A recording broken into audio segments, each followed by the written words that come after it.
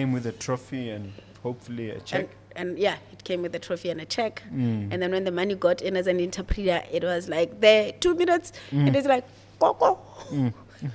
He cocotil, and then it left. This is Mogobe Nuggets of Wisdom podcast. We infuse, we energize, we inspire, and we empower entrepreneurs and entrepreneurs of all stripes in BW and beyond. A very warm welcome to you out there in cyberspace. My name is Mompoloki Lerumo Mogobe, your host of this wonderful podcast. I've come all the way to Midrand, South Africa, for additional content for you. We're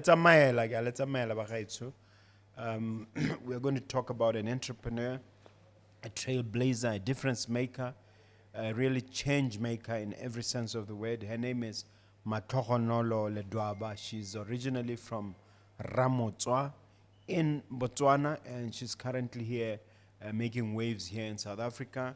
She and her husband are the people behind what you see around me here. So I've come straight to their home to interview her. We're going to talk about the business of cuisine, the business of bread, bakery. We're going to talk about the business of entrepreneurship in general. We're going to discuss various challenges that she has faced to become a multi-award-winning entrepreneur that she is. You're just going to love it, guys, and I'm really consider myself honored and privileged. And before I interview and welcome my guest, let me officially thank you, Ma, for allowing me to interview you. It's an honor. No, thank you. It's a great honor to be interviewed by yourself. Thank you so much. A little bit of housekeeping. You guys are familiar with my book, Nuggets of Grit. Let me just ask you to grab it. It's available from Exclusive Books. Alternatively, you can get it from the first floor of Mogobe Plaza, our building, at the heart of the CBD. And if you're interested in any of our mentorship programs, please reach out to us on +267 397 1368, whether it be real estate or whether it's entrepreneurship in general. In addition to that, you have so many offerings. Our law firm is available for you. Our restaurant is available for you. So, you know me, I'm a bit shameless about my marketing, but this is not about me. This is about my guest, Matlhogonolo Ledwaba. Welcome, madam. Thank you. Yeah. I think a good starting point, I already mentioned a few data points about you, including the fact that you are from Ramotswa. I think a good starting point is for you to just open up and share your beautiful background, your history, or in your case, it's a hair story, how it all happened and what businesses you are running. But focus on the background first. As I said, my name is Matlhogonolo Ledwaba, but born Siabo in Ramotswa, Hopelofu Ward. I grew up in Botswana. I studied primary schools and Conrad's Mission School, then proceeded to Taung Secondary, junior secondary, and then from there I went to Kagiso Senior Secondary School. So I have spent a considerable amount of time in the place of birth. And 1998, then I came to South Africa to study, and I think that's where the journey started. Yeah. You are an entrepreneur, really, but before you got into business, you you went through academics at a tertiary level. What did you study and what did you do? I started internal auditing, and then from there I did SEMA.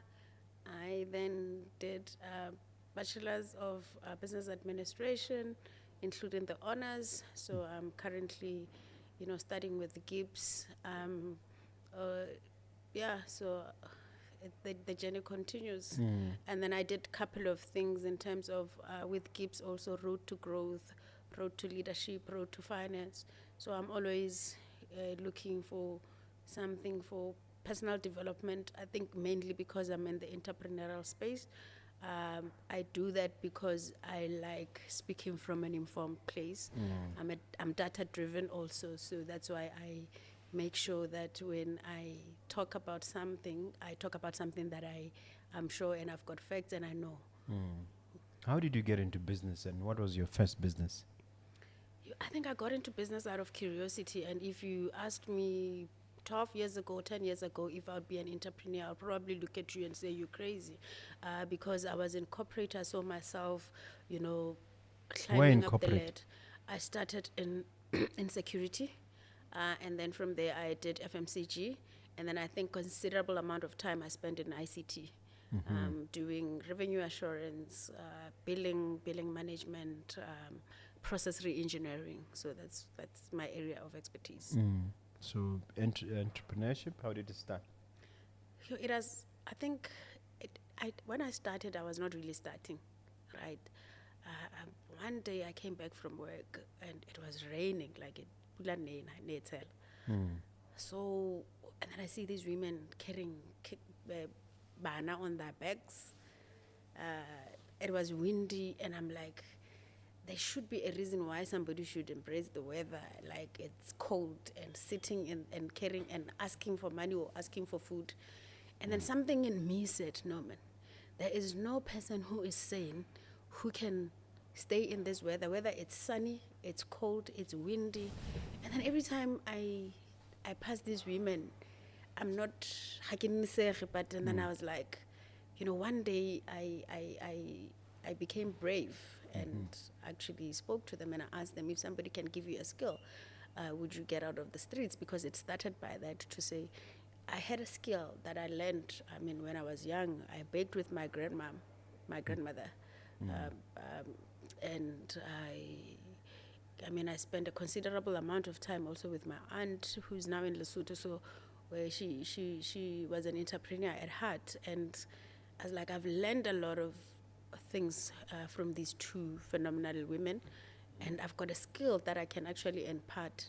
And I had to really do soul searching and saying, I hated flour. I didn't want to touch flour ever in my life, because I thought I did a quarter of a century of my life with flour, and then I'll never touch it again. So I think that's where everything started. And I started talking to these women to say, if somebody can give you a skill, would you get out of the streets? Because I believe that when you give somebody money, it's, you know, money is, you can do it. People can give you money without an emotional attachment. They can do, it's easy to give out money. But then when you give that money, when you leave, the person, you don't know what the person is going to use it for. But then when you give somebody a skill, nobody can take it away from them, whether you are there or not. That skill is going to stay with them. And most importantly, we wanted to give them those skills so that they can be able to make a living out of it. They can be able to feed their families out of making bread, out making scones and making. So when I started, it was not really starting a business. It was actually trying to make a difference into these women's lives so that they can change the quality of life at home. Yeah. So that's how we really started. And then we started doing this, and then I take these people and put them in my kitchen.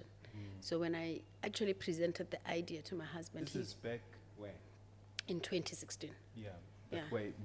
In here, Bots? no, In here? no, in here, Yeah. in South Africa, in Midrand. So when I spoke to my husband, he just thought I was having a conversation, and then I was like, okay, on a weekend, I'm like, no, but these people are in the car, so they're waiting to get.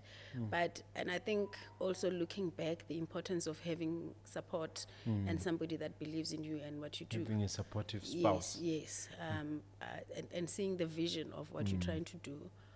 And I think for me, that was a plus and it's a blessing. So that's how it started. And we started teaching these women. So I had to wake up at 4 o'clock in the morning to make sure that I prepare for them, take my helper through what she needs to do, and then come back from work and then continue where they started. And they did well. And it was not an easy journey. Some of them, I learned through that journey that you cannot try and teach somebody when they're hungry. You need to feed them first. Yeah. And I think that's one thing as a society that we're missing. That you talk to somebody, you're trying to give them a skill. All they want is food and to feed their families. Good luck. Because we need to understand, because I think we're also quick to judge people to say, why do they end up in the streets? Because when you hear the stories of those women, some of them were educated. Some of them, they had qualifications. Some of them, they worked before. But then when you hear how they ended up in the streets, and then Were they homeless?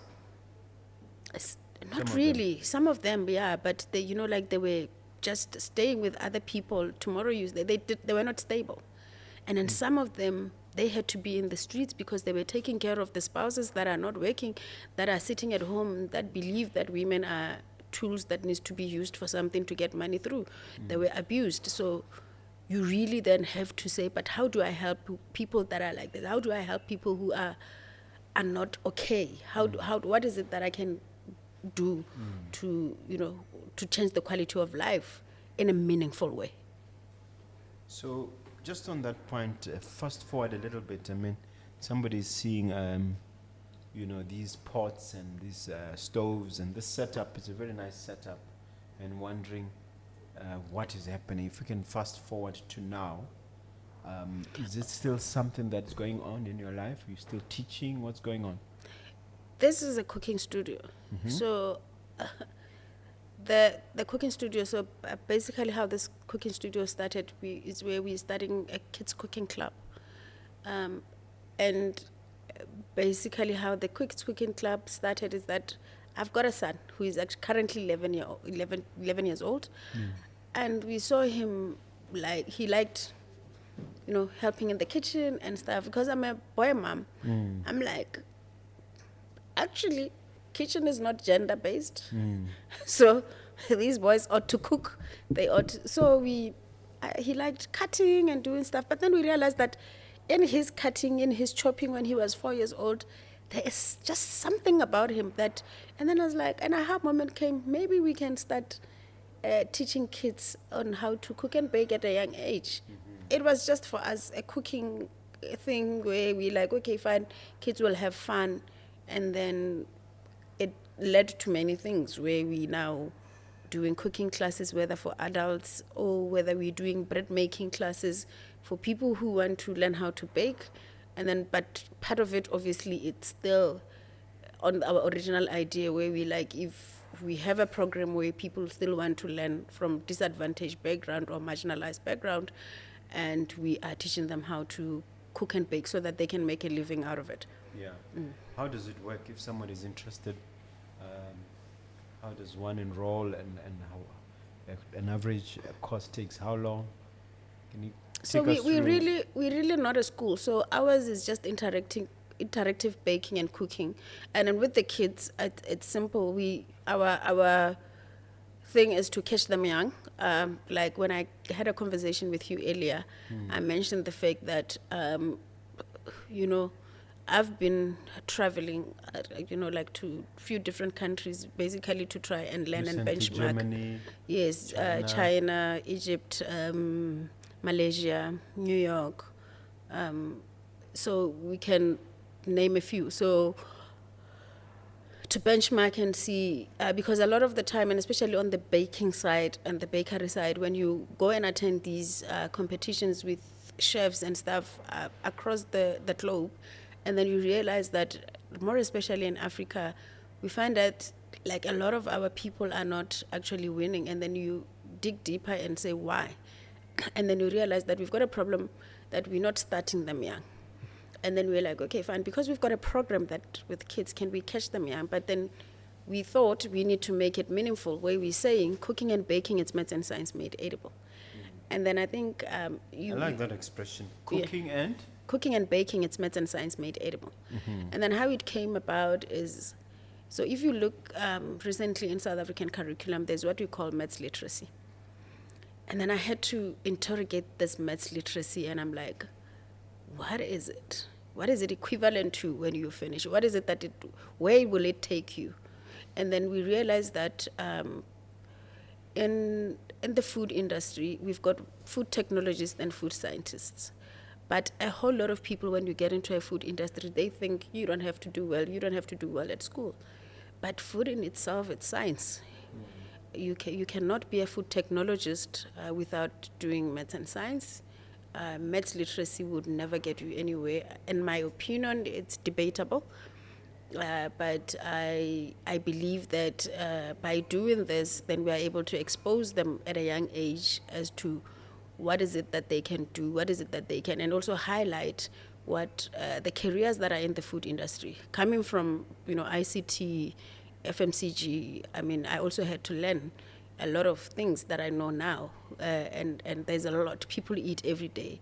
There's a lot of things that you can solve on like there's a lot of innovation that, so we also teaching them that also to be producers, like to make sauces, to make, like from a young age. I mean, they're doing very well, and I think we produced kids from the age of, we've got the kids from the age of 8 up until 14, I think, that are ready to compete on the world stage.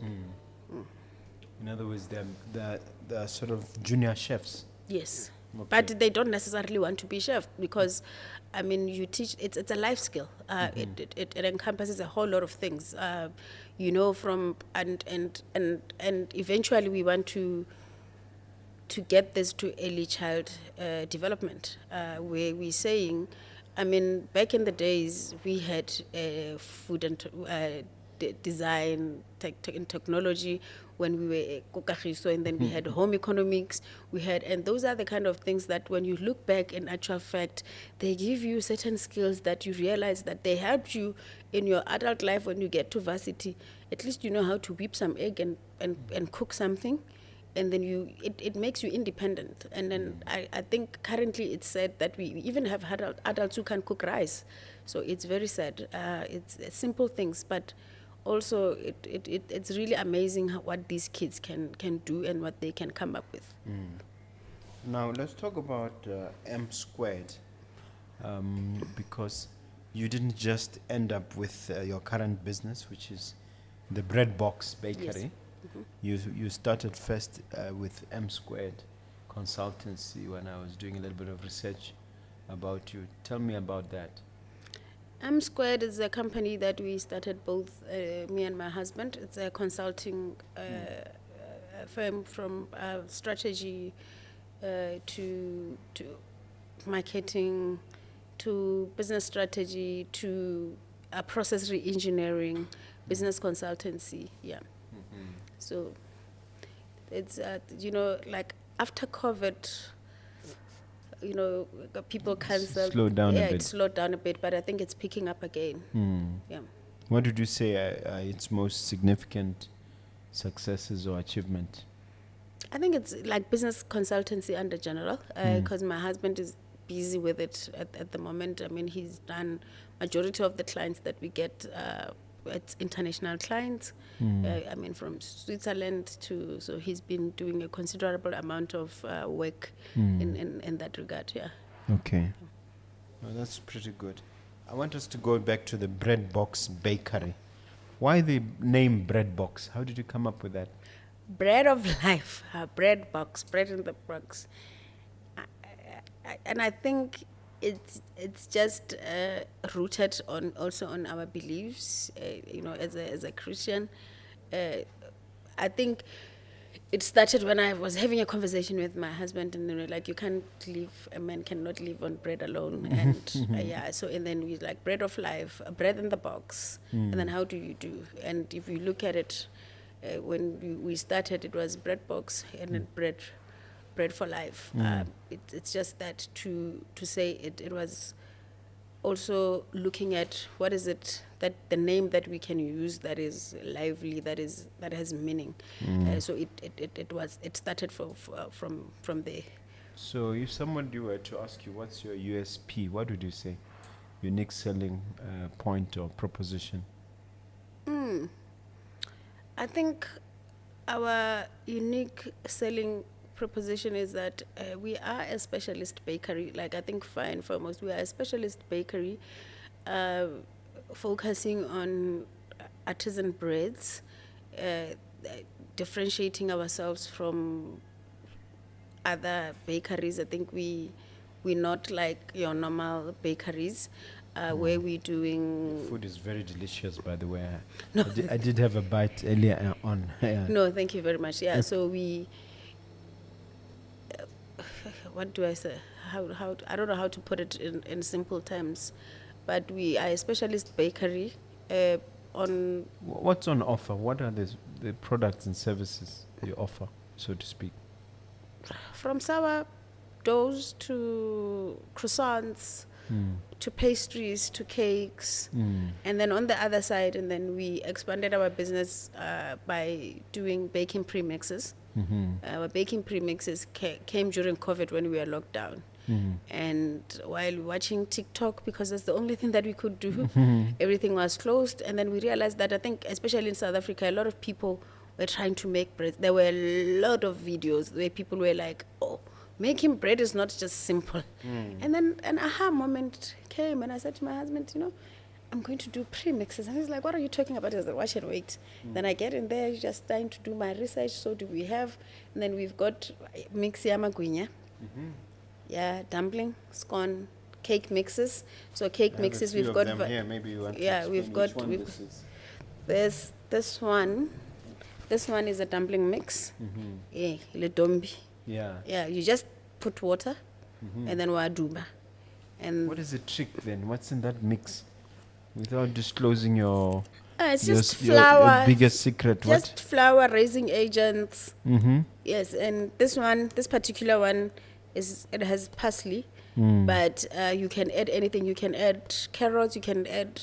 There's plain one where you can add whatever that you want to add to make And it. how does it work? You just get some boiling water, No, lukewarm water, Lukewarm. water. Yeah, and then what do you do? and then you knead the dough. You let it rise, and then you steam.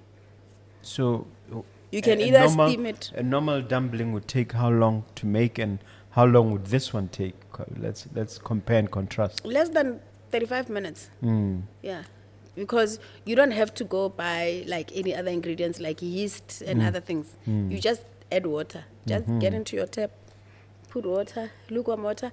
You just get warm water from the tap and then mix. And then the same applies to the magwinya And one. then you just mix, no additional heating, No.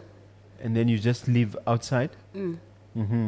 Depending on the weather conditions, you will have it risen in less than 20 minutes or so. And you still have to cook. Yes. Okay. Yeah, we just wanted to make it simple because we realized that the whole issue where people were having problems is the measurements. To say, yeah, like, but I followed the measurements, but they didn't come out the way they do. Because we always tell them, Pure, they used to call me Mabaroto.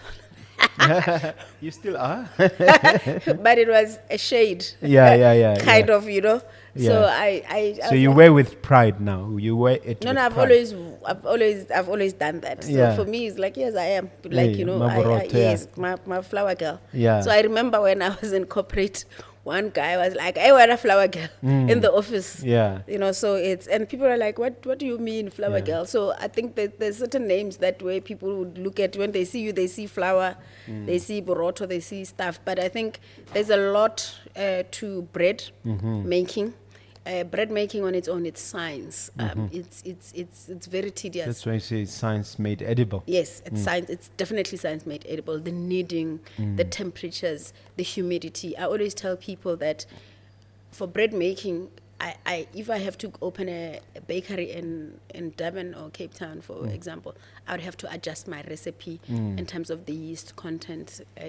KZN because of the humidity, so I can't use there. So each and every climate has it. You have to really look at it. Unless you're just doing it for the sake of doing it, then you do. But there's a lot of work goes into it. Yeah. So getting back to this particular dumpling, what's so unique about it, or what is the differentiator? The flavor. The flavor. Tell me more. And then also, it doesn't have. It's just as natural as you get. We don't have any enhancements for. Is it organic? Yeah. Okay. Very, very, very, very, very, Oh, very, okay. very, yeah. So that's the differentiator. Yes. It's organic bread. Yeah. Okay. But and this argument about carbs and starch, too much starch not being good for you, is it something that ever crosses your mind, or are you dealing with it in your ingredient mix? So obviously, bread on its own, it's not a low carb thing, but obviously ours, it has wheat in it, we also trying to do the gluten-free one. Yeah, but I think also the challenge that we have in terms of, I always say to people, we've got a challenge of wheat. Right, wheat across the globe, it's a problem. So our flour is not the greatest quality as when you compare to other flowers around the world. So yes, it's good, but it's not the best of the best. Okay. Yeah. And there's a lot of writing on the box. Like, what are you warning the public about? What are you writing about? So this is just nutritional information to just let them the fat content, the calories, the carbohydrates, how much, and so forth. Our product is tested, by the way, like by SAB, South African Bureau. Tell me, what's unique and special about it? Yo, I am too short. What's unique and special about those scones, and what are you communicating there? It's just the traditional scones, you know, harhola. So we used to do these scones. Not the papat. Yes, in papat. Yes, so the rock bands. Yeah. So how can even when you see our scones, there's still that traditional kind of feel, because then we realize that, and then it's also easy to make. So it will take you back in time, memories, but the difference here is that this is a traditional recipe of scones. You just add milk or water if you want, or you can just add any flavor that you want to add. And what would you say is unique about your scones, or what so sets you apart from a whole lot of scones out there? I think it's the recipe and then the taste. Yeah. And then also the fact that it's easy to make. Yeah. Yeah. A very mouth-watering taste. Yeah. I would imagine. Because remember, there's a lot of competitors out there, like in terms of, obviously in terms of the scone mix. Arguably, we can say that it's one of the best scone mix in the market. Yeah. Yeah. So what are your other products that you are availing to the market at the moment? So hona leya magwinya, and then hona leya the cake, which is chocolate and vanilla, and then we also have the icing, which is chocolate and vanilla icing. Okay. Yeah. So we've got 7 products. Okay. Yeah. How have they been received in this South African market? I would say they've been received very well. We're currently selling them through macro online, like not yet on the shelves, because putting things on the shelves is quite expensive. Arguably, people can say, but I think as a growing business, another thing we chose there is that online it's actually nationwide, so Yes. anybody can order from anywhere, and then it would come to your doorstep. Yeah. In terms of you distributing for yourselves? Yeah, we are selling from our shop, and then on our website, and then through other online platforms like your Zulzi, and on Take a Lot we have stopped because it was a bit expensive for me. So I'm still trying to find out or figure out the cheaper way of actually distributing on Take a Lot, and so we're also talking to some retailers soon. And then also, I think, also in Botswana, because people buy. Yeah, let's talk about Botswana. What's Yeah. happening there? So ideally, we would want to see this in Sefalana and in Choppies and anywhere. Why haven't you approached them? Or you have? I try, and I think it's just maybe it's not getting to the right people. Yeah. Maybe one of them is watching. What's your message? Please. So, and I think that the beauty about it is that we can also produce it there. Yeah. So I think when it gets there, it's going to be easier. We will produce it in Botswana and then create jobs, because I'm all about, opportunities and creating jobs. I will definitely, when we get space, we will create it there. We will train people because I'm all about a skilled workforce. Yeah. I happen to know that you interact with our embassy, our consulate from time to time, and that you do engage them. Based on that, what would you say are the challenges in South Africa for entrepreneurs? Yeah, so I think the biggest challenge, with any Or entrepreneur, entrepreneurs from Botswana, regardless of where you're from? regardless of where you're from, I think the biggest challenge is access to market. The biggest challenge is access to finance. Yeah, and I think for me that's the biggest. What's difficult with the market? You mean finding retail space? Yeah, and I think for startups and stuff, it's so difficult and expensive sometimes. And I think also from my personal experience, there's a lot of red tape in terms of like small businesses, emerging entrepreneurs. It becomes quite difficult to navigate through the, but if you persevere, if you do, but it can lead you to giving up and stuff. But but when you start, I think entrepreneurs across, and then entrepreneurs, I mean, even like yourself, we always say giving up is not an option, but it can take one to really question that decisions, to say, have I really done the There's right a thing? perception coming from Botswana that in South Africa it's a massive market, that it's always a huge advantage. If a product is good, you will find the market. There's that perception. Whereas in Botswana, we're only maximum 2.5 million. I think it's not far-fetched, right? If your product is good, yes, it will reach the market. And I think maybe the reason why, I think if I touch, I know a lot of I know a lot of phenomenal entrepreneurs in Botswana, a lot of good producers in Botswana, a lot of them that are doing good products, because Botswana has got good natural resources in terms of ingredients, from lerotse to morula to anything that you can think of. I mean, a lot of people would have to go buy morula to come and do products. We just rakhel. Yeah. We just It's mokhalo. available. It's available, mokhalo. But I think in Botswana, I always hear a lot of people, like in social media, to say, oh, we've got Pick n Pay, we've got Woolworths, but they're not putting our stuff in the shelves. And you laughed when we talked earlier, when I said, if I was them, I was not going to also.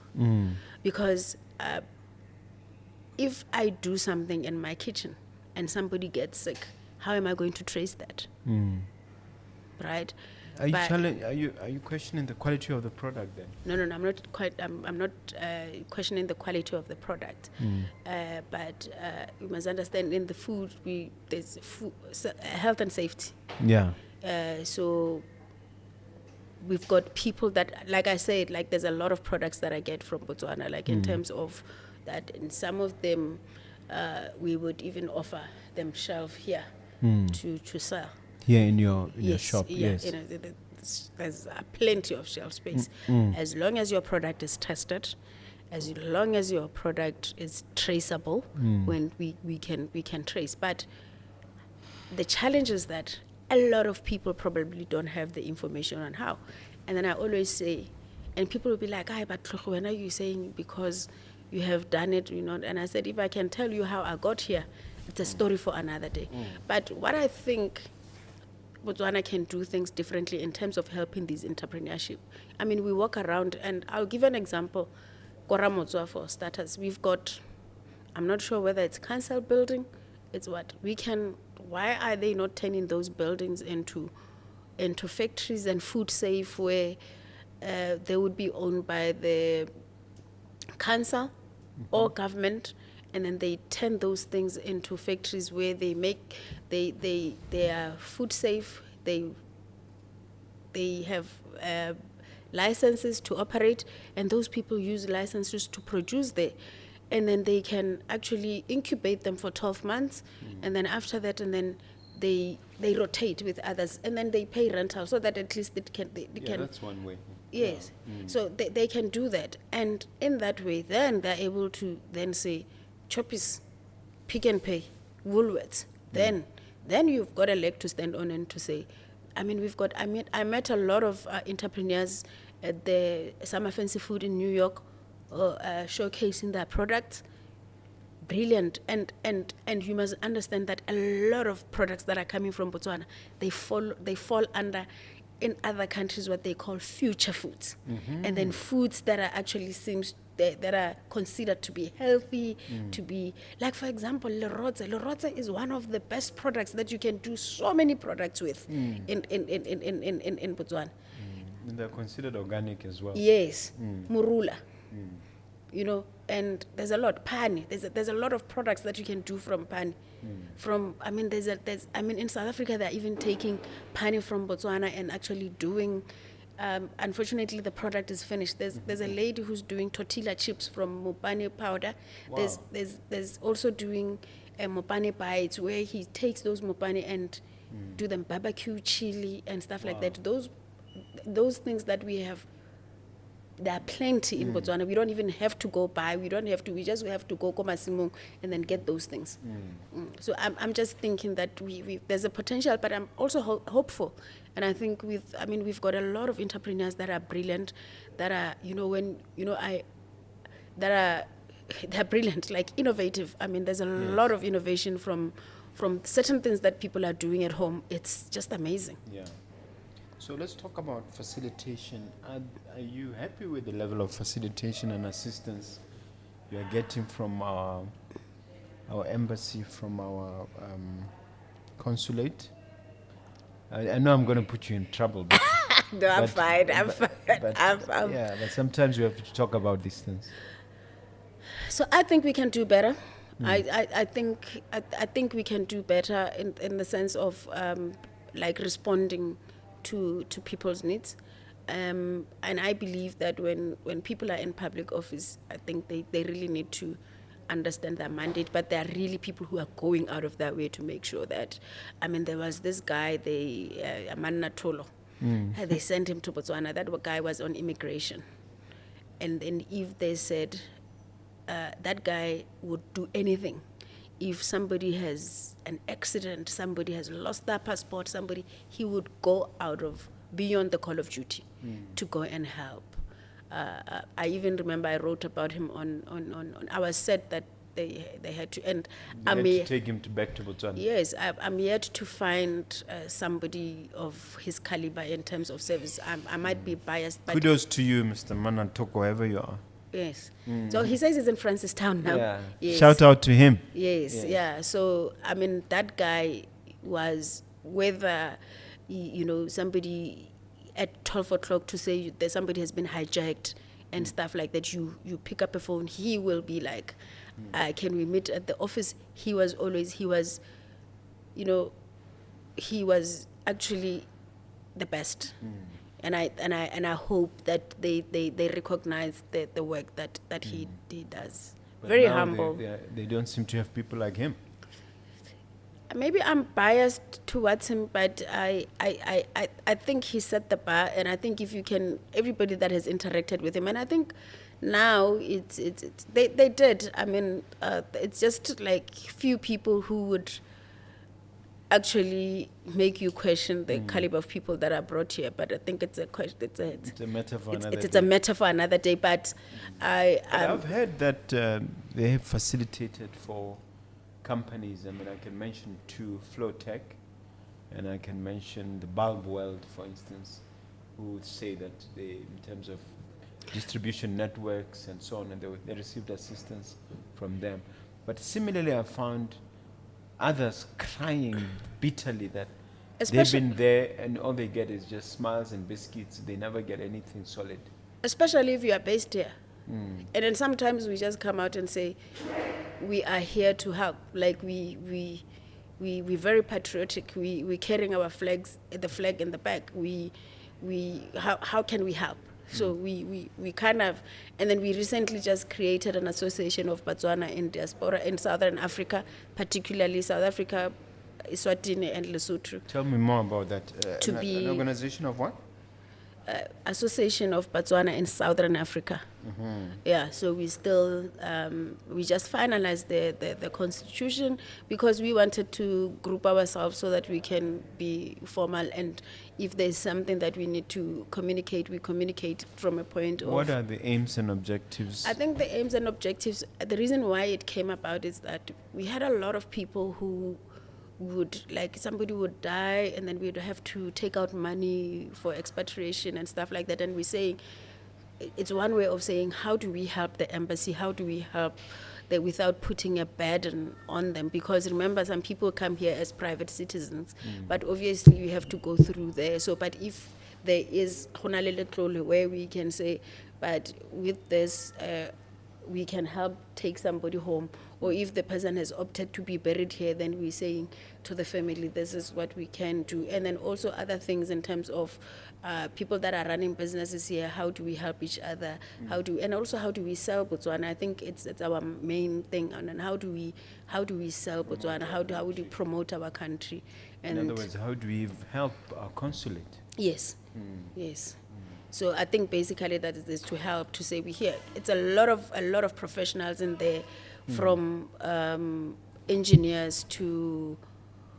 There's a lot of phenomenal people, a lot of entrepreneurs in there, a lot of people who are very passionate about, making seeing Botswana grow and creating jobs and making a difference. Is the membership open to people like me who are not quite here but come here frequently? As long as you are legal in the country. Oh, okay. Yes, so we will. Legal could mean what? Because I'm allowed up to 90 days a year?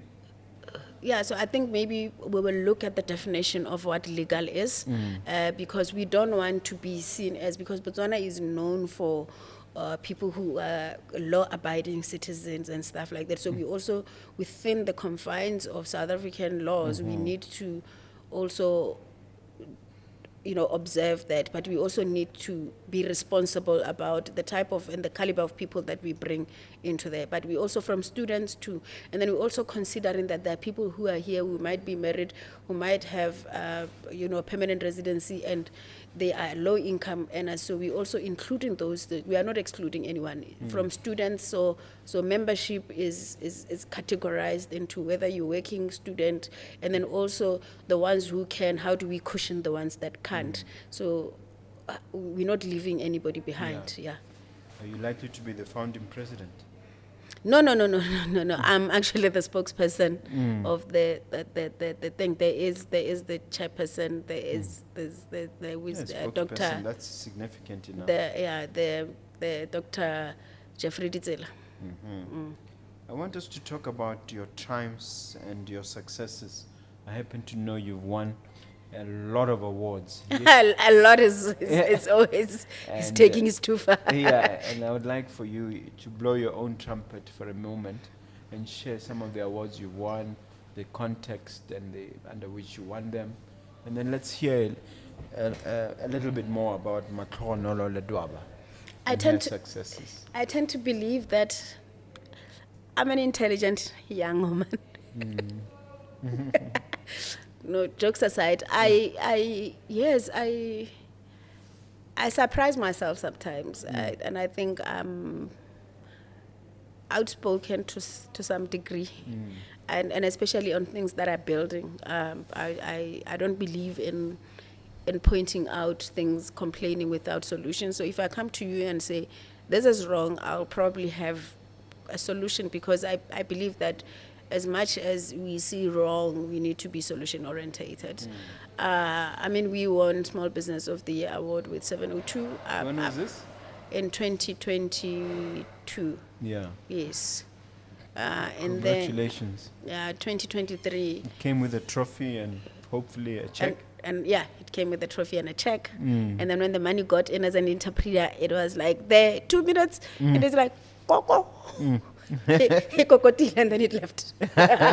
Yes, but it really helped a great deal. And also, 702 is one of the biggest radio stations in South Africa. Yeah, I interviewed Stan Katz, the founder. Yes. Great guy. Yeah.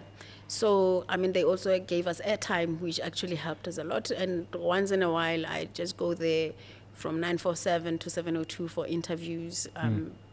And since then, I think it has given us great visibility, and I think all of a sudden people think I'm an expert into entrepreneurship. I get called to speak onto that. Not only do they think so, you are one. Yeah, expertise is really about passion and exposure. Yeah, so and you have exposed yourself to the space. Yeah, you're very active. Thank you. So, and in 2023, we were the top 3 on presidential awards, Which one? 1, 2, or 3?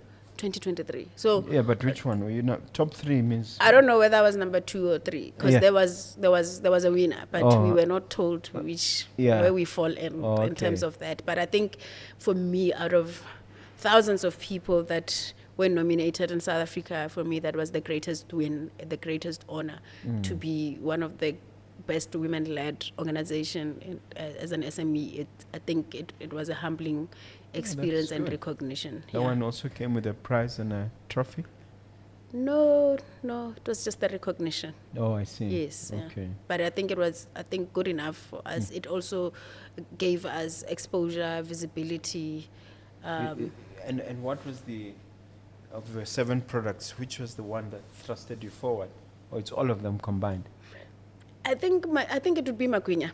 Magwinya. Yes, I think people were fascinated about it, and then even now it's one of our bestseller. And I think all of the products, all the 3 products, like not all 3 products are our bestsellers. Magwinya, scone, but Magwinya being the top. Magwinya, scone, and? Dumpling. Magwinya being first, dumpling being second, and What's fascinating the public so much about Magwinya? Why is Magwinya doing so well? I think we underestimate the fact that Reja Magwinya every day and everybody knows how to make it. And then we underestimate the fact that not everybody knows Reja Boroto every day, but flour intimidates a lot of people. And some people will be like, Boroto. And then, okay, Budube, let's see. And people will realize that, so it's really fascinating when you have a conversation with people and you realize that flour is not my thing. So, and I think it's one of the reasons why we started, because looking at social media, looking at the data, it said a lot of people were struggling. And we started then putting these things into pouches during COVID, and then we sold them online during COVID. And What they were kind of flying. pouches? Like it's just the nice plastic pouches. And then from now, because now it's all about sustainability, so we had to use biodegradable containers. You can reuse them to do a whole lot of things. Yeah. Okay. So any other beautiful awards and successes and triumphs that you would want to share with us? Oh, there's a lot that one has done, I think, in a short period of time. And I think for me, my biggest thing that I would say it's the biggest achievement is making sure it's changing the quality of life with these women that are unemployed, and making sure that they get skills that they deserve, because I believe that nobody would take them away from you. I can give you money and decide tomorrow that I'm not going to give it to you. But I can give you a skill, but I won't decide to. I can't take your certificate away from you. I can't take that skill away from you. It's a lifetime thing. And I think for me, I see the awards, I see everything else that one has achieved, all these good things that people are saying about me. But for me, I think the biggest thing is changing the quality of life for these women, to make sure that they sustain themselves and their families. That's that's very impressive. Now, I want you to talk about your current projects in terms of where your focus is, in terms of the projects you want to move forward, where you think the listener might be interested. Botswana, we're coming. We heard your cry. We're coming. We're still doing our feasibility study because we just don't want to go thing. Okay, we do. But Botswana is home. What feasibility? No. You know it in and out. Yeah, but one lesson I learned about business is that you just don't go. Yes. So the business is there, registered and everything else, but we're also taking people and then also doing intra-company training where the people are training because we want to do it right. When we started here, we just jump onto things. We learned as we go, but we just want to start meaningfully and stuff. But because the aim also is to start with manufacturing and then also not retail but industrial in terms of there are certain products that we have identified that we can do that are not there yet, even though they are not there, but they're not being done at a large scale. So basically we want to have meaningful business where we would be creating jobs. Yeah, so that's what I mean by we're trying to position ourselves right, and then look, we don't want to do things that are already done, and then also we also want to come there and empower other people who want to do the same thing that we're doing. So, and another thing that So what specific projects? I mean, just talk. What is the plan? The plan is to roll out the same products here. That I want you to sort of simplify it for us. Not really, because one thing I learned about business is you can't do copy and paste. You need to get into the environment and see what the needs of the people, what they want. I can't just, like for example, I can't take a product here. I can't take a croissant and then go Kwahamulechi in Limpopo and then go do it. It's not gonna sell. So I need to really understand what the people there, what they need. And already we do have that, but I think with Botswana, the only thing is that if you are listening, guys, just money. I just need money to start. But also, I think one of the biggest projects that we focusing on, as I spoke to you earlier, is plant to plate project. So a plant to plate project is where we identify 1,032 homes in Gauteng. Alexander, Tembisa, and Oliven are focusing on townships to teach them on how to grow their own vegetables, herbs, and stuff, and then also on how we can do hydroponics in their backyards at a small scale, and looking at the fact that it uses less water and stuff like that. But obviously, that is a project that I'm doing with the Gates Foundation, focusing on zero Bill to Gates hunger. himself. Yeah, yeah. So focusing on zero to hunger, and obviously. What does that mean? Zero to hunger. So basically so for people to grow their own food and stuff like, because we realize that a lot of people. Yeah, but the expression zero to hunger, maybe I may So- not so- understand it. So how do I explain it and how do I simplify it? So basically eliminating hunger, because a lot of communities are struggling to get some basic stuff. It's not easy for them to get vegetables. It's most expensive. Food is expensive. So we're trying for them to plant these vegetables, sell them, and feed their families at the same time, to make a living out of it. And then we will be with them for some time, taking them. I've got farmers that are on board that will be able to assist, because I'm not a farmer. I'm also learning.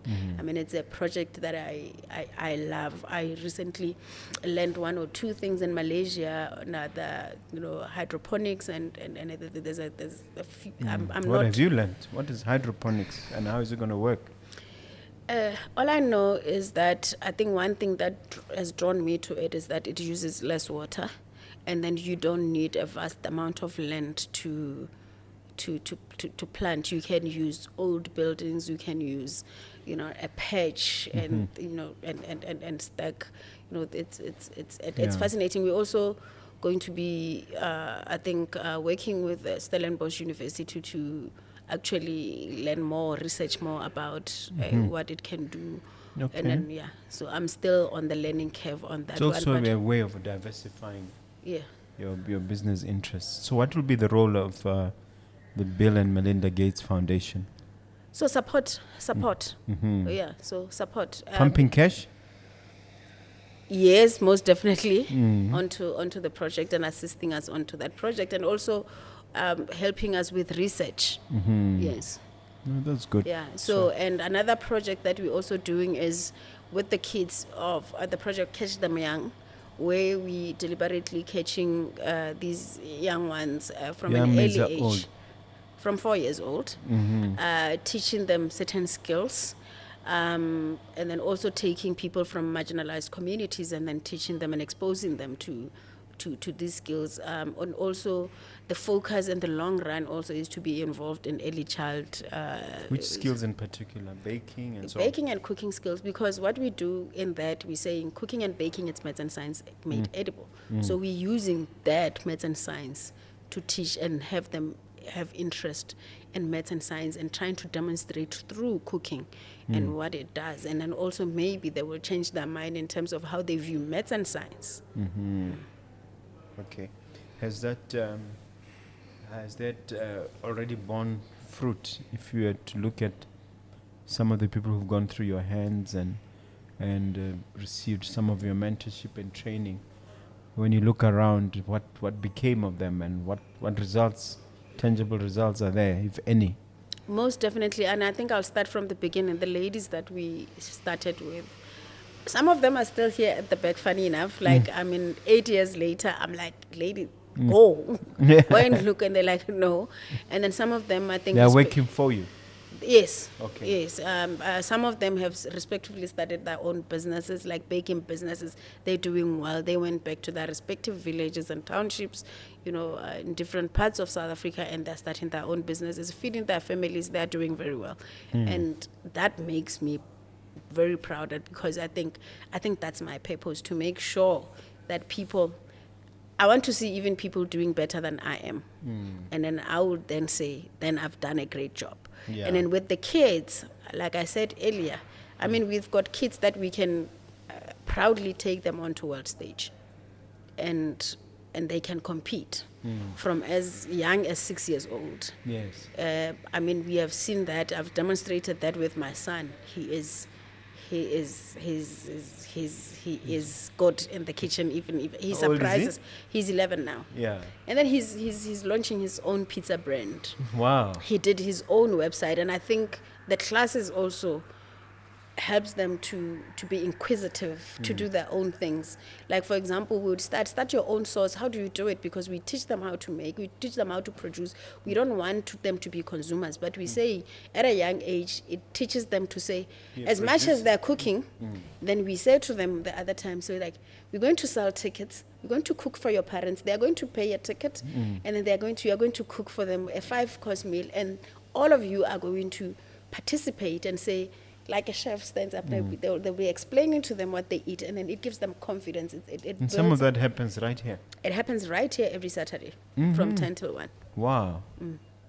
And what does it take to join? Only 550 rands. Per month? No, per session. Per session. Yes. Okay. And you need how many sessions to become... It depends. We've been with some kids for 3 years. Some of them don't want to go. Some would come maybe once or twice a month, depending on what. Some don't like cooking. They like baking. They would come only when it's baking. Some would come only when it's cooking. When it's baking, they come, but they don't really like it. Some like a combination of both.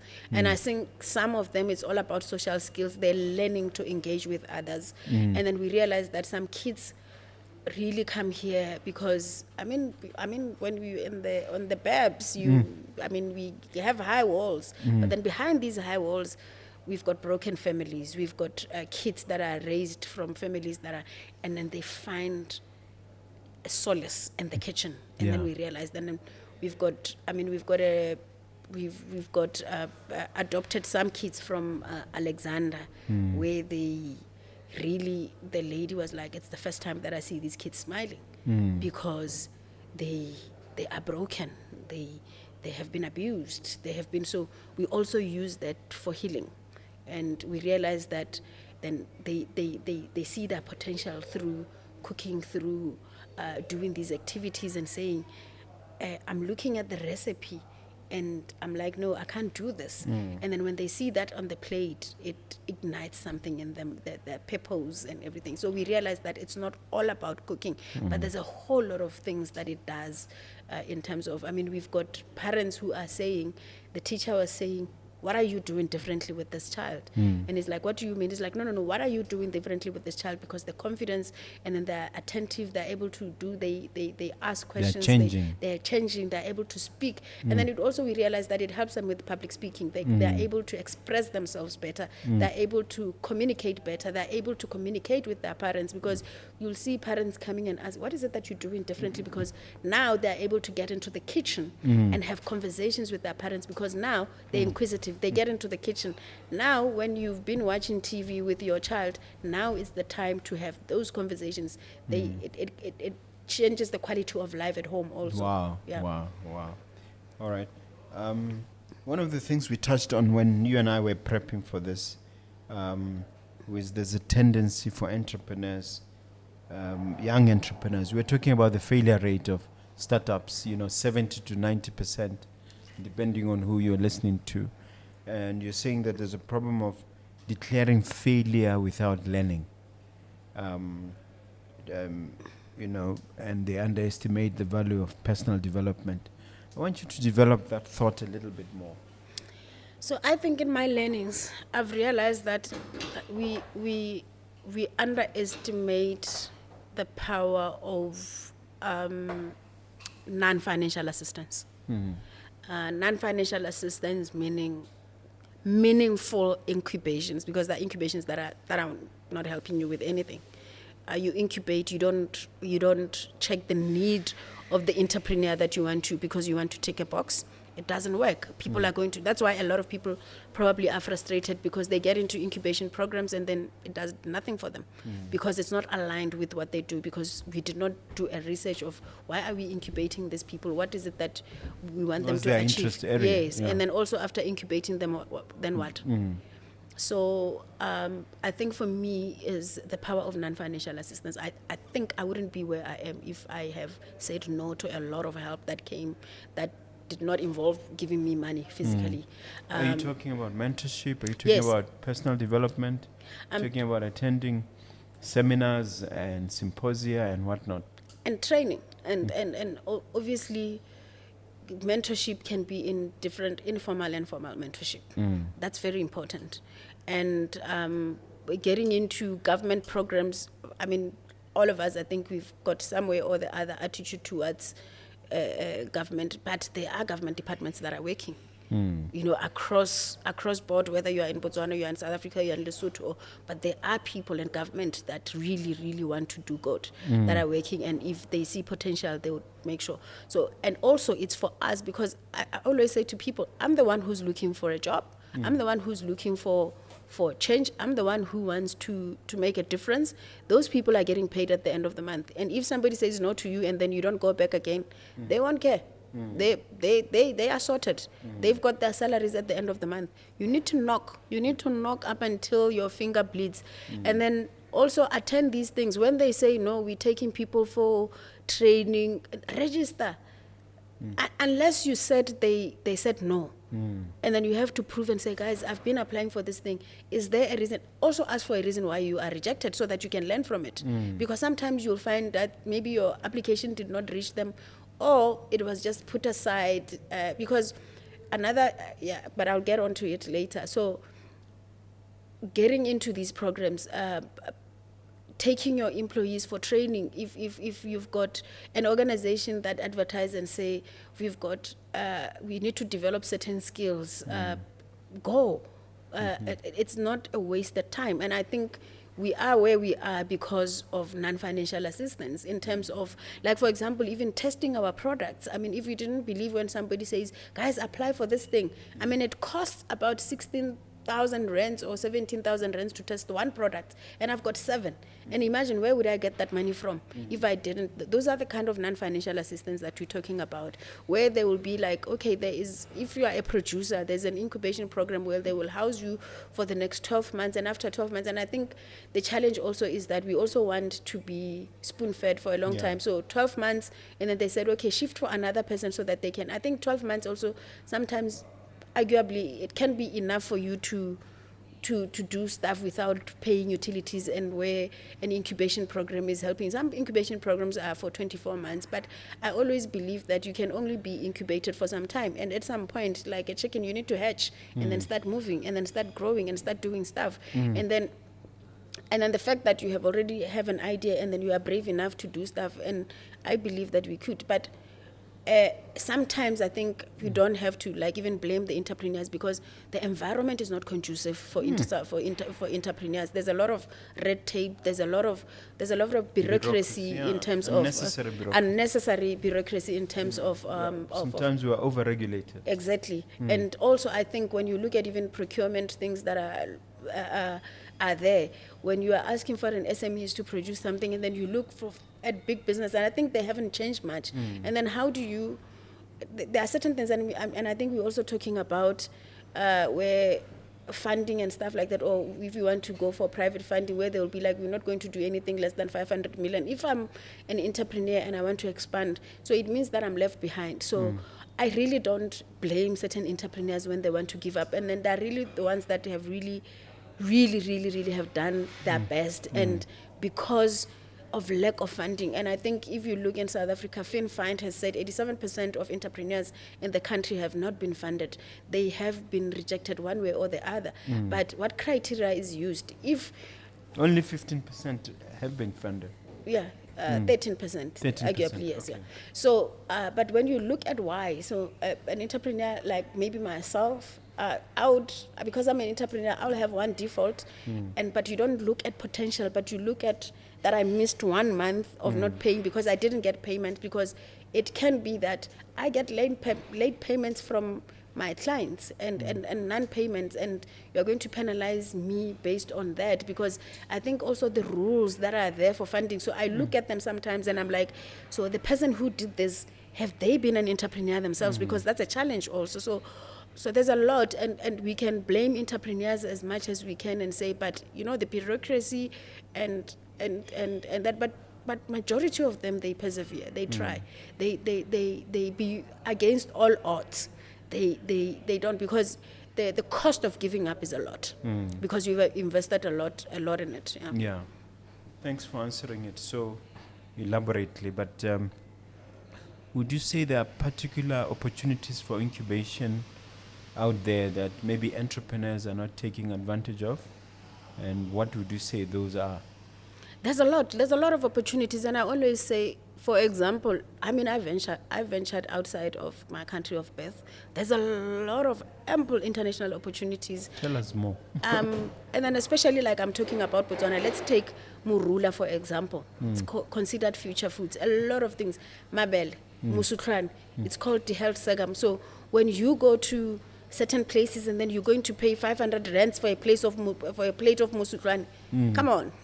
You know, it's I mean, you go there and pay a considerable amount of money for morogo wadinawa or omeleditsweng, because it's considered to be future. You should future food. You should hear how they name it, and then morogo.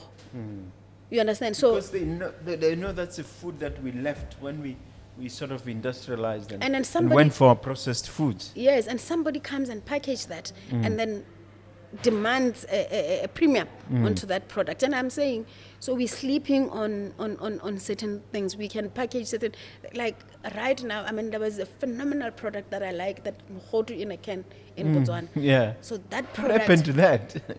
I'm not sure, but I think it's still there. Yeah, it But needs to be promoted. Yeah. Yes, but I think that was a brilliant product. Like, I mean, we've got dinawa now that are being canned, and then we've got plenty of those. We've got, there's a lot of things that we can do. There's a lot of products that we can do. I mean, we've got lerotse, you can turn that into powder and make lerotse powder. We can also make sorghum flour, like, you know, because sorghum, in terms of waira flour, in terms of the flour, sorghum, I mean, as our staple food, we can do that. I mean, it has a lot of fiber, no gluten, and there's a lot of nutrition in that. So that's why a lot of people are using it as superfoods, and they are commanding a premium.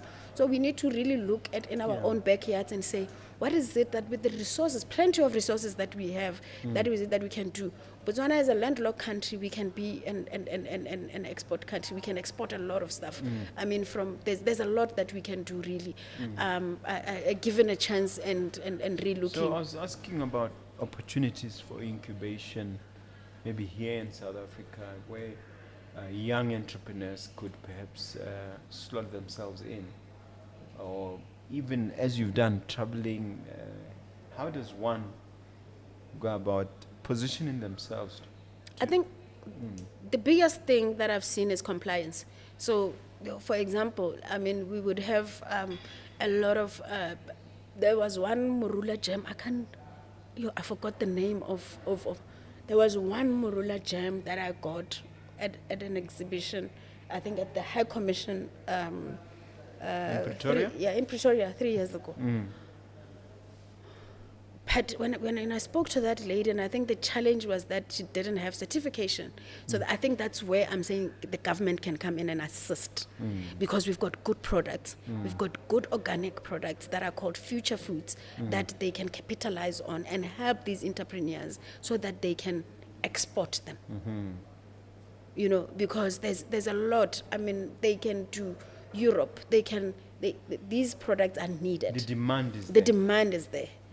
And then let's not even go to Dubai, for example. There's a lot of demand for these products in Dubai. There's a lot of demand for these products in China. There's a lot of demand for these products in the US. You know, even though the tariffs are like there's uncertainty in there. But Let's hope Trump will come to his senses soon. yeah, so it's those kind of things where we like, there's potential. Botswana is full of potential.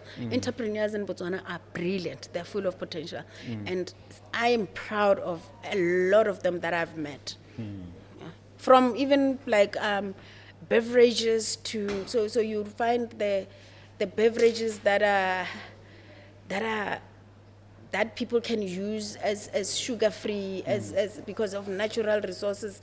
There's a lot, like from morula to anything else that you can think of, to bariking mokhalo. Yeah. You know, like mokhalo, you know, like when you search the benefits of mokhalo and then what mokhalo can do, you'll be like, oh, Amazed. how lebella a certain drink so but they would have a name for it and different names, and then we've got mokhalo in our backyards. We can research on what mokhalo do. We don't have to buy morula. Majority of our yards, they've got morula trees. I mean, if you go to CBD, there's that place where there's a lot of morula trees. I mean, like, now I was saying to this other lady, let's go and get morula there. You do. I mean, there's a lot of morula in our there's- yards. yeah, Certainly that's- in my Kotla and Kanye, there's plenty. there's But a it's lot. just going to waste. Yeah, but also I think for me the biggest thing that I want to do for whether here or home is that my future plans at home is to create an entrepreneurial hub. And I think an entrepreneurial hub where it's an NPO where we groom and teach entrepreneurs. NPO stands for?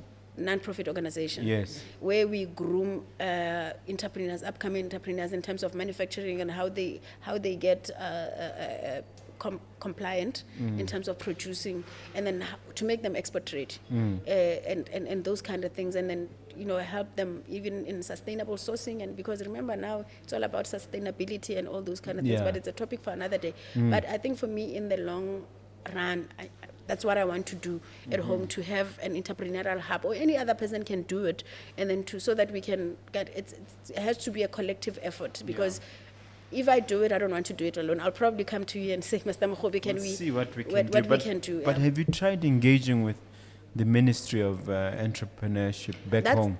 That's my plan. I'm planning to. I tried, but I think maybe I don't have the right contacts. But I I'm don't know trying why because you say that. I don't know. I think maybe I haven't put a lot of effort in it, but I do have a proposal that I think they can use to help entrepreneurs. Uh, What kind of proposal? Or is you're keeping it to yourself for now? Not really. Like, I think for example, to make them compliant, to make them export ready, what is it that we can do? We've got a lot of buildings, and I think they probably would have a budget, but obviously we're not saying throw money at them, but we say make them ready. Okay, there's innovation hub, but innovation hub, is it for technology or so? Because I tried to check what the It's fairly broad. it's fairly broad. So But I'm just emphasis is obviously on tech. yeah. So, but Because they've changed the name to Botswana Digitization and Innovation Hub. So digitization is a big part of it. Oh, okay. So I think we can have things like that in all districts, you know, from southeast to Kwenin district to each and every district, and or if each and every council or each and every kotla can do. And I can tell you, we recently, 2 years ago or a year ago, acquired a baking license for a cooperative in Midrand. And guess what our benchmark was? Yeah. our benchmarks was cooperatives in Botswana, because how it was done, it was that we did a research and then Botswana came up tops in top of how they manage that. So our benchmark was that in terms of cooperative, what stopped? Can we come together and have Revive those. and revive those, and because they were working for the community. And I think one thing for me, I grew up in Ramotsa, we've got Koperas. There was a big thing. They were And doing then well because now up to the 80s. They were doing yes. very well. So when I look back and I'm like, I didn't know what this Koperasi means up until Kibulega Mahlo. But I think those kind of things where communities can group themselves together and come together and say, how do we change lives? And I think for me, I get passionate about things like that, to say, how do we come together as communities? How do we uplift each other? And I think some of us will talk from a point of privilege, because we've seen things and then we've been there, but how do we then, because I don't want to keep information to myself. I don't want to, I also want to hand on the baton, but then how do we do that? Because also people must be willing, because if you are not willing, then so there must be willingness, there must be desire to do that, there must be. I normally don't give people I normally don't take people's numbers and say, I would give you my number and I say, if you are serious about this, you'll call me.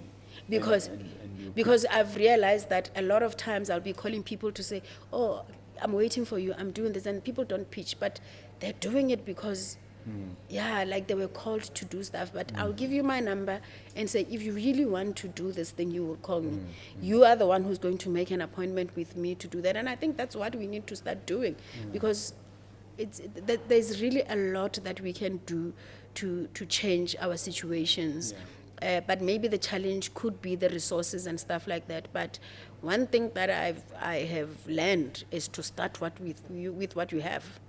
I mean, I started with an oven, and that I normally say to people, I didn't start with zero, but I started with something, because with the money that I was earning from corporate, and then I used it to fund certain things, and then one thing led to the other.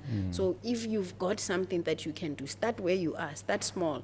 You know, there is power in starting small. Don't wait for perfection. No. And I think that's what Perfection can be the enemy of progress. Yes, yeah. That's very good. Thank you for going deep there. I really appreciate that. You talked about the situation in Ramotsa, where there are dilapidated buildings, and you kind of felt that there would be an opportunity there for entrepreneurial development. Can you expound a bit more on that? So I'm not sure if they are still empty and stuff, because every time when I go home, next to Roman Catholic Church, there used to be a place Roman where Catholic Church. Yeah, next to it there used to be In Ramotsa. So I look at that place and then a lot of ideas come, because we used to go there. People used to run businesses from there. They used to sell from vegetables to like that. a market. Yes, but then I'm not sure who owns it, whether it's the council or it's an individual. But the last time I went there, it was closed, and I'm like, this is one of the buildings that can be used to uplift entrepreneurs, and then it can be used to do a lot of things in terms of uplifting the people in the community, because there are a lot of unemployed people that are sitting at home. I mean, remember, we've got a lot of educated people that are sitting at home, you know, versus the jobs that are created. But also, I was having a conversation with you, and if somebody comes to me and say, let's do it because government is not creating jobs for us, I would say no, because the job of the government is not to create jobs, but to create a conducive environment for businesses to thrive, enabling an environment for businesses so that they can create employment. And that's, for me, my opinion in terms of what So with those dilapidated buildings, what can be done? I think they can be revived. I mean, there are a lot of people who are selling things from home. There's a lot of dimausu. There's a lot of there were nice supermarkets and stuff. We have. I mean, some of us, we grew around.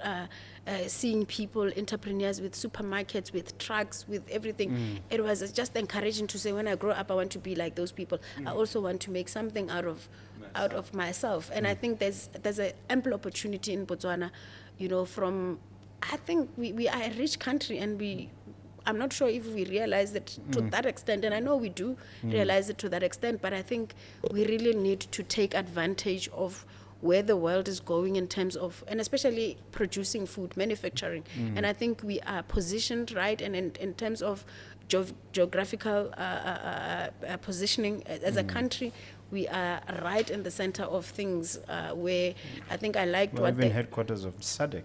yes, and I think also I liked what the president said, or I'm not sure if the president or somebody said about, like The new why- president. Yes, why is Botswana not? Why do we have to come to OR Tambo? Because when you look at, Yeah. things, it could be that. Yeah. There's a lot that we can do We as a should be a nation. central hub. We should be a central hub of a whole lot of things. We are positioned right, and for me, I've got hope. And then I mean the young people that are coming, it's amazing, and the things that they're doing. And I mean we've got a lot of people that are doing, like when I go to a country and I meet Botswana, and on the world stage, and he's like, no, but my home country is Botswana. And I'm like, damn, Botswana is sleeping on talent. A lot of people in Botswana, and they go outside the country because they are not giving an opportunity They're in not their own. recognized. Yeah, they're not recognized, and Or they're not able to explore opportunities for one reason or the other. I don't understand why people have to go outside to be YouTubers and not get paid in Botswana. It's one of the things that can alleviate unemployment, and people have to do that outside the country, and then they make it outside the country, but in their own I country hope you're they not can't. referring at me. No. Indirectly. I'm just kidding. Are you not making money in terms of? No, I was just joking. I'm But- a YouTuber outside Botswana at the moment. Yes, but okay, let's talk about that. But because why? Why is it that they're not recognizing that that's an income stream that young people can use to, and then they alleviate the government purse in terms of relying on certain things on the government. I mean, a lot of countries are now making money. Youngsters are making money. The world is digital. They're selling their countries through that. They are making money. They are making a living out of it. They building their homes. They're feeding their families. They're taking their children to school through podcasts. Through why? I just don't want to. I just want to understand why, because Yeah, it's we don't one know. thing. They say that because Botswana is too small, maybe YouTube doesn't recognize it for monetization. They recognize But is it us for everything. YouTube or is it the laws of the? Because I don't know. I think it's because just, I'm always sometimes trying to but okay, fine, let's not even talk about YouTube. Let's talk about, there's this young man that I like, William Crust. yes, he's done very well. He's done very well, but he's doing very well outside the country. He's recognized very well. Why? I mean, there's a lot of names that pop up that we can. They're doing very well outside the country. What's wrong with us? Why are we not recognizing people that are doing very well? I mean, I believe in giving somebody on merit. I don't care where you come from. I don't care whether you come from a rich or poor background, but as long as you are talented, and then we need to be able to do that to uplift these young people. And because there's a lot of unemployment, and there's a lot that we can do into a digital space if then we embrace that it's a new way of doing things. All right. No, that's interesting. But I want you to grab your crystal ball and look a little bit into the future.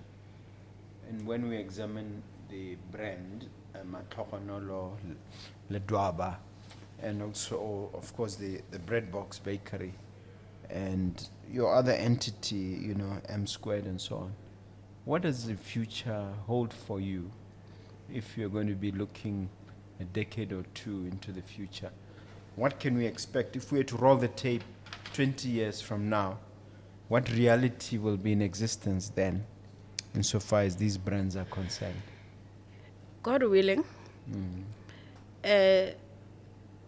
Breadbox would be an international brand, and then obviously, would like to see our products across the world, and more especially across the African continent, and because I think we're also sleeping in Africa. And then because our products are getting momentum, and especially Magwinya Mix in Western East Africa. So I think we normally want to see a lot of our products in the US in that, but there is a lot of potential in our own continent, and I want to see, I think my biggest thing is to see Breadbox across majority of the countries in the African continent, and creating employment across the African continent, changing the African child's life through bread. Is this to say there's going to be a distribution network, or there are going to be schools, or what will have manifested exactly? So I think a combination of, but obviously you can't do a whole lot. So you just need to, I think maybe each and every region would just see what works, because we can't do copy and paste though. So one thing that I've learned also in entrepreneurship, I can't take this and then go and put it exactly as is in Gaborone, and then some things might not work. You know what I'm saying? So we just need to see what works in that environment. I already know what would work, or what works in whether Ramotwa or whichever place that we would go, whether it's in the north or east. So you really got to understand what works in an area where you are, whether you are going to go retail, whether you are going to go industrial, whether you are going to do this in terms of because also I think the biggest thing is also we also train, like, because I believe in a skilled workforce. So we train our own people, and then we train people from young age, early child learning. Because recently in China, benchmarking with the kindergartens that are like teaching kids how to cook and then do skills, so that when they do, whether they're cooking or they're doing, but they come up with a skill from a very young age. And I think that's a long-term plan. So God willing, and then we able to be afforded to do that, we'll do it, and especially into marginalized and rural areas. And I think that would be our focus, to make sure that our children are not left behind in marginalized and rural areas, and then that's where the focus is going to be. Wonderful, wonderful. And in terms of mentorship, because that's something that you're very big on, mentorship or training or creating mini Ledwabas all over the place. What are you doing in that regard? So I think recently what we've been doing is that I've been working with a lot of people that want to open their own bakeries, and obviously taking them through the process, and so that they don't go in the business with a blind eye. And currently I'm doing it from, we're not charging, it's just a giving back as a project. But I think maybe in the long run I would charge, but at the moment taking people through what it takes to start a business, helping them, holding their hand, and then guiding them in terms of what is it they from the little I know, the do's and don'ts, and especially from the bakery sector, because you can easily be busy and easily close at the same time. It's easy. You can people would be like, why you can talk to me today, and I said, Mr. Mogobe, I'm closing down. And then you're like, but we were talking on the things, because I think we don't talk a lot about the behind the scenes of the pain. Because when people ask me about this, and then especially people come and say, we want to open a bakery, and I said, it's an awesomely painful journey. They said, look, you can't use awesome and painful at the same time. And I said, entrepreneurship is an awesomely painful journey. I like that. Yes, it's a very awesomely painful journey. And you got to embrace the pains. And I think we don't talk much about how we get home and get into the shower and cry yourself till the water gets cold, and then you just go and sit there because the kids have to see you. We don't talk about how sometimes month end comes and then you don't know how you're going to pay the people because you haven't been paid. We don't talk about, there's a lot that we don't talk about, and we just... The dark side of entrepreneurship. The dark side of entrepreneurship. And I think without scaring people, we just need to say, but this is what you did, this is what you learned. You have to take learnings out of that, because I believe that my failures, I've learned a lot of this. And I also don't want somebody to go through those things. So it's for us to be able to share that information. I think that's what I do now with these upcoming entrepreneurs. And my focus, honestly, I think I want my focus to be on rural, on marginalized and rural people. So that's where I think my passion is. I think that's where you can have the biggest impact. Yes, and in these marginalized communities, because I feel like at times we're focusing on people that are at reach, and then we're forgetting those Yeah. people that are behind. I mean, I want to get to or Matiti and say, women from Matiti, can you come along? Can we bring women together and do that? And I want to get to a place where I'm married, and I said, oh, Basadi Baspana Pudi, can you come together and let's do this thing? I mean, you want to go to Ramotwa and say, ladies, are you willing to do this thing? Can we come together and form an organization and do this thing together and make a living out of it? And then create a legacy for our kids and the ones that are coming after us. So that's exactly what I want to do, and that's exactly what I'm hoping that even when you're doing mentoring onto young people, and they will then also pay it forward, because somebody paid it forward, and then somebody For you to be for, where you for are. you to be where I am. Somebody believed in me, and I mean, if nobody believed in me, I wouldn't be where I am. Yeah. And I always said, it takes one person, just one person to believe in you, and it takes one person who's going to be listening at the podcast and say, you know, in actual fact, Yeah. there's something in there. Something she said that touched me. Yes, Yeah. something in there. La utlwa ke re ne? That really is, yeah. Something in there. There's something in there. There's, you know, it takes just one person, and also it takes one person to break you. Yeah, that's true. You know, All right. yeah. Time is not our friend. We Yes. need to wrap up. I don't know whether Shima mentioned that you get to ask me a question. But before you ask me that question, are there any particular heroes and sheroes, or shall I say mentors, or people that you look up to who impacted you the most, who you'd like to give them their flowers, perhaps? I'll start at home, and then he probably don't know. Ke mmitsa Malome Tshafane, ne? So he Malome mang? Tshafane. It's a So fun. he's o na le di-bus, and ba na le go di gwara di-bus tsa tse. So Goodwill Transport. So I think seeing him growing, he's a good friend of my mother. Seeing him persevering, I think, from one bus to, and then growing up and that, and we're like, okay, so and I wanted to do that. I wanted to, you know, like, I think grow, yeah, like like he did. secretly inspiring me to be like, okay, fine. So how do you do it? How does one start from, you know, a bus company and get well known? How does one? And I mean, we've seen, I mean, bus companies like Dima Transport, and then those entrepreneurs that we saw around us, and then those supermarket owners that were around us. And I think in my own family, my aunt, who was an entrepreneur through and through, What's her name? Matele Leleka, yeah, she's in What is she Lesotho. running? She's in Lesotho now. She's married in Lesotho. She stays in Lesotho now. Yeah. Yeah, it's like supermarkets. She's I think for me is one person who actually I grew around seeing her ups and downs in business and stuff like that. And then she's one person where when I started also, I would go to her and ask. And I think besides the fact that, I mean, my grandmother taught me most of the things that I know, little things that I know in business, from baking bread to doing stuff. But I grew around a lot of entrepreneurs and a lot of people that were making unknowing and knowing. Some of them, I think, you know, like, it's an impact when I look back and I'm like, okay. And when I look at Goodwill Transport, I used to really like say, you know, Malome Tshafane. Ubugale. You know, so I think for me is one of the business Just men. watching him from a distance. Yeah, just watching from a distance. Not interacting necessarily with him. Yeah, we do interact, but not in that way, because nekele ngwana and Eh, stuff like that. I mean, okay. really, I mean, even right now, my mom is sick.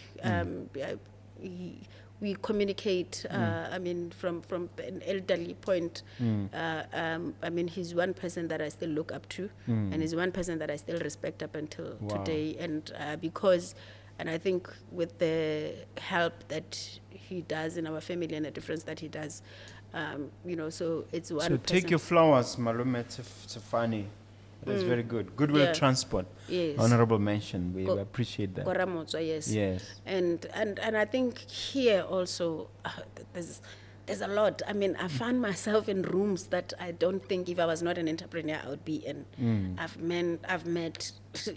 met phenomenal people that we looked up to, that we read about, that we do, and then who would be like, I mean, we've heard a lot about you. You're doing good. Yeah. And then you're like, okay. Do you know what I'm saying? to pinch you have to, yourself. and then you have a conversation with people, and then you're like, okay, they know about me. Like, how do you, like, no, we know you, that this is how you bread box. And you're like, no, we're following you. You do that. I mean, even my corporate experience, and I think I've worked and around a lot of great CEOs who today I can still go and call and have a Is there a conversation. particular name you want to mention? I think a particular, there's a lot. There's quite a lot of them, and I Or think your fear is that if you mention one, you'll exclude no, others. not really. And I think that there's a lot really, because I believe also, like, as a person, that you would have 5 mentors in your life in different areas of your life, because not everybody would cover. So each and every one of them has Which areas played are those? You mean a different role, and I think for me is yes, spiritual, and I think spiritual. I'll give a shout out to. It's quite a lot of them. I mean, our family friends, and I think Tapelo and Solofelo Mokoma, they are great, and those are the ones that I actually said, you know, stop it. Yeah. You know, like I've got my Kitsila Pedi, who would be like, I am Matlhogonolo, like, you know, like, and then who would pray with you, who would do that. I mean, I've got men and women of God, and I think, you know, Pastor Fortune. I've got a lot into the spiritual aspect, and those that I haven't mentioned, don't forgive me. I mean, from a business perspective, it's also a lot of, I mean, a lot of them are not even in the country. You'd find, and especially when in the baking industry, you find a lot of those and especially in Germany, because there the bread making, they take it serious. Artisan bakers are taken serious. They are one of the well-paid people, I mean, in the country, because it's one of their staples. So you get there, you make friends, you do stuff. Because I remember the other time I entered, I think a competition that was there, and I think in South Africa there were 105 people that were applied, and then I was the only person who was taken to Germany. Wow. Yeah, to do that. And I think for me it was a privilege. And from there into that, I went there knowing no one. And then I made friends, and I made people who were like, I mean, I met people who be like, no, we'd come to South Africa. And then you thinking, one day you see somebody getting through the door, is like, am I seeing things? And then, like, this person said, I'll be in South Africa in 2 weeks and I'll find you and I'll get you. And then they did. You know, so I think those kind of things opened myself up to learning every day, regardless of who you are. Whether you're starting business, there's a lot. And there's a lot of people who really are. And then even at home, I mean, like, and then a shout out to Khosi Mosadi. And I think... Khosi Mosadi Seboko, if you're yes, watching. and Much respect. I call her mothers. Yeah. You know, like, I mean, she's one person I that really appreciate her role in fighting for the land. Yes, and you winning. know, Yeah. she's one kind of a person that I really find myself in her. And then in terms of being bold, in terms of being, and I There's think a little bit of resemblance when I'm looking at you. so she's really one kind of a person who when I do certain things and I stand up for certain things, I draw strength from her, and doing that respectfully. You know, like I think we don't talk about her a lot on how she's very approachable, and I think one thing Balete will tell you, yes, I mean, even when she's here doing her Pan-African Parliament things, we are able to touch base, get guidance, and you know, get some wisdom from her. And I think indirectly or directly, she's one of the people who has shaped me how I see things, and I really appreciate her role in that. Okay. And then also, I think my family, to be honest with you, I think my aunts, you know, like my relatives, the support that I get, and I think most importantly, my husband. And I think I wouldn't Mr. Ledwaba. Yes, Yes. the brave guy who decided. man. Yes. Yeah. Yeah. I mean, Shout out. I really, really, really appreciate him. I really believe that I wouldn't be where I am if he did not support my ideas, not shooting me down. And I think I always say to people, it's very important when you go through this journey to Having a have supportive support. spouse, Yes, whether a spouse, if you don't have spouse, supportive family and friends. And I think he is my number one person who really supported me and enabled certain things. When I wanted to give up, he was there. Wow. When I say I want to close this thing, he was like, "Look, but see a potential," taking me through it, encouraging me. When I cry and scream and say, "This is not working," he will be like, "Let it out, and then let's talk about it." You know After why? you've let it yeah. out. And also not buying my face. And he's like, if he sees that thing is not going to work, you're just forcing things. And I think also that's where it tested our relationship in terms of, All right, time is not our friend. Time for you to hit me with the final question. One question only. one question. So I kind of did my research about you before you came. The little that I find, and I'm honored Thank to you. be interviewed by you. I How hope did you you? enjoyed it as much as I did. I hope you enjoyed it. I hope you. I was not all over the place. I enjoyed it, so I hope thought you enjoyed it. No, I did. I thought I gave you what you wanted. How did you navigate the difficulties of entrepreneurship? How did you get here? How did you stay sane? Because sometimes it's difficult. It can work on your mental health, and I think we underestimate the perfect mental health and everything. So how did you navigate through all these challenges? And You've given me a moment to sell my book, which is Nuggets of Grit. And the word here is grit. I've discovered that grit is one of the most essential ingredients in entrepreneurial endeavor. And that's why the book is centered around grit. Because you haven't bought it yet, I'm not going to bore you with the details because they're all spelled out. I'm just going to say that it was challenging, and I like your expression. It was an awesomely painful journey. So it was awesome and painful at the same time. I'm only going to say, grab my book and you have all the answers. And I'd rather you come to me and say, what did you mean here? What did you mean here? To seek clarity. For now, thank you for this wonderful interview. I think that's your camera there. okay. As we conclude, you talk to that viewer, that listener, and leave them with something inspirational, one final message as we wrap up.